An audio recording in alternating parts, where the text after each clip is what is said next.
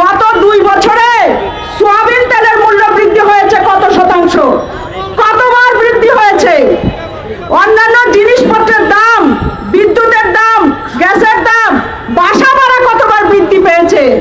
তাহলে 20,000 টাকায়ও কি এখন আমাদের সংসার চলে? আমাদের সংসার এখন 20,000 টাকায় চলে না।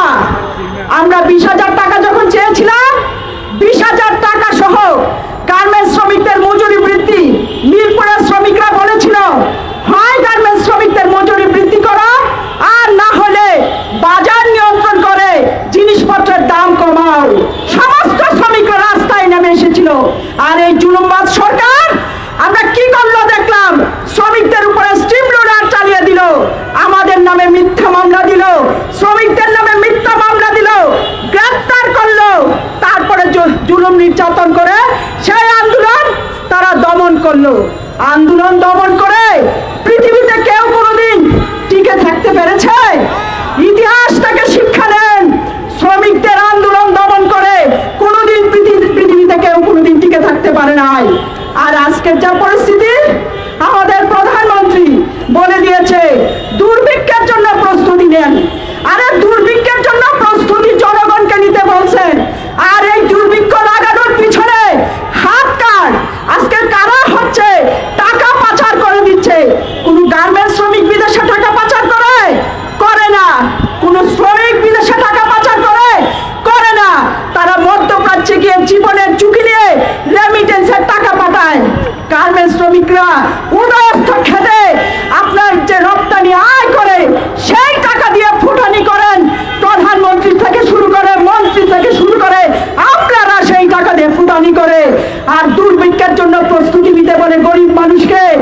আমরা বলতে চাই, সেই দুর্ভিক্ষের জন্য কারা কারা দায়ী, এখন থেকেই তাদেরকে টার্গেট করে কারা বাজার নিয়ন্ত্রণে ব্যর্থ হয়েছিল তাদেরকে গ্রেফতার করেন, শাস্তির আওতায় আনেন।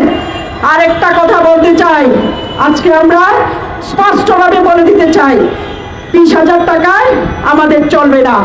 আমরা আরো সংগঠন যারা আছে, 21টা সংগঠনের জোট, জিসকপ, আরো আমাদের বামপন্থী সংগঠনগুলো, অধিকার আন্দোলন সহ আমরা একত্রে বসেছিলাম আমাদের অফিসে।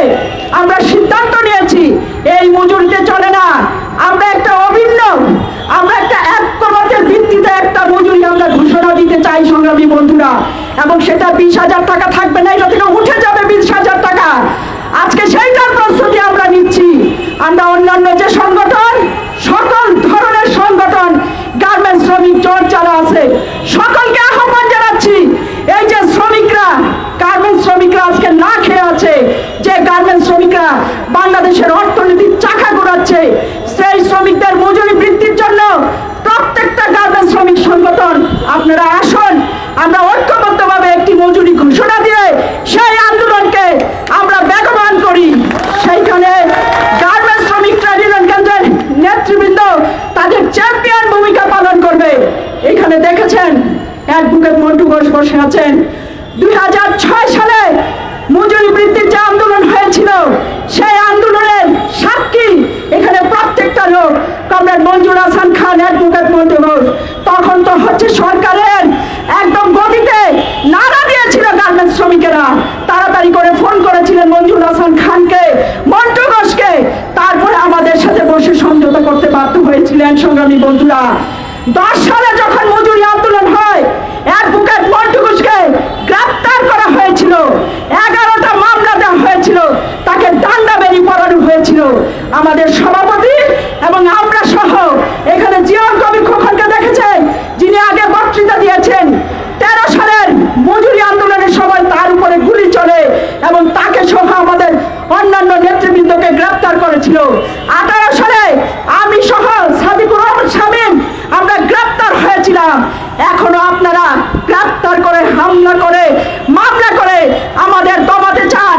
সরকারকে বলে দিতে চাই, বিজিএমইকে বলে দিতে চাই, বিকেএমইকে বলে দিতে চাই, গার্মেন্টস শ্রমিক ট্রেড ইউনিয়ন কেন্দ্রের নেতৃত্ব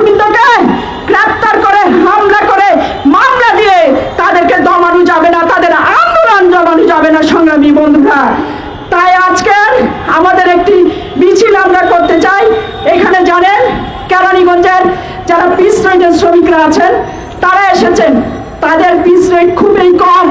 তাদের প্রেস রেটের আগে সূত্রপুরে বিশাল আন্দোলন হয়েছিল তাদের পিস রেট বাড়ানোর জন্য। সেই আন্দোলন আরো জোরদার করতে হবে। আমরা একত্রে এই পিস রেটের মজুরি বৃদ্ধির আন্দোলন করব। এখানে তাজরিনের শ্রমিকরা এসেছে, তাজরিনের শ্রমিকরা আজকে 90 দিন আপনার প্রেস ক্লাবের সামনে অবস্থান নিয়েছিল। তাদের যে ক্ষতিপূরণ, বাংলাদেশে এখনো বড় বড় যে এই হত্যাকাণ্ডগুলো ঘটেছে সেইগুলোর কোনো বিচার হয় নাই। তাজরিন থেকে রানা প্লাজা একটা হত্যাকাণ্ডেরও বিচার হয় নাই। উপরন্তু তাদের ক্ষতিপূরণ আমরা যেটা আইএলও কনভেনশন অনুসারে দাবি করেছি সারা জীবন আয়ের সম পরিমাণ ক্ষতিপূরণ, সেইটা দেওয়া হয় নাই। সামনে তাজরিনের যে হত্যাকাণ্ড সেটার দিবস 24 তারিখ। আমি শ্রম প্রতিমন্ত্রীকে বলতে চাই, যখন তাজরিনের শ্রমিকরা এখানে অবস্থান নিয়েছিল আপনি কথা দিয়েছিলেন আপনি বরাবরই মালিকদের কথা রক্ষা করেন এবং সেই শ্রমিকদের কথা দিয়েও তাদের ক্ষতিপূরণ দেন নাই।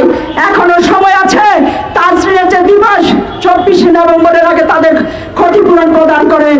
সংগ্রামী বন্ধুরা, আমরা বলতে চাই, আজকে সরকারকে বলতে চাই, অবিলম্বে গার্মেন্টস শ্রমিকদের ন্যূনতম মজুরি বোর্ড গঠন করেন। এইটার জন্য আর সময় নিয়েন না। যাদের টাকায় ফুটানি করেন তাদের মজুরি বাড়ানোর জন্য সময় আপনারা নিয়েন না। অবিলম্বে মজুরি বোর্ড গঠন করে শ্রমিকদের যে ন্যূনতম মজুরি সেইটা হচ্ছে আপনারা ঘোষণা করেন। আর যতক্ষণ পর্যন্ত ঘোষণা না করবেন ততক্ষণ পর্যন্ত আন্দোলন সংগ্রাম চলবে।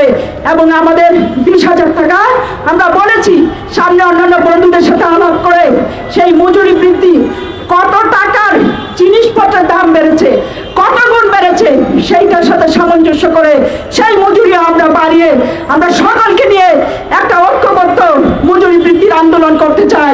এখানে জিসকপ ছিল, অধিকার আন্দোলন ছিল, অন্যান্য যারা আছেন সকলের প্রতি আহ্বান জানাচ্ছি এই গার্মেন্টস শ্রমিকদের যে লড়াই, মজুরি বৃদ্ধির লড়াই, সেই লড়াইয়ে সামিল হবেন। এবং সরকারকে বলতে চাই, মজুরি বোর্ডকে বলতে চাই, আর দেরি না করে এখনই হচ্ছে নিম্নতম মজুরি বোর্ড গঠন করেন এবং গার্মেন্টস শ্রমিকদের মজুরি ঘোষণা করেন। এবং সেই ঘোষণার মধ্য দিয়ে আজকে গার্মেন্টস সেক্টরকে স্থির করা যাবে। সর্বশেষ সবাইকে গার্মেন্টস শ্রমিক ট্রেড ইউনিয়ন কেন্দ্রের যে লড়াই, সেই লড়াইয়ে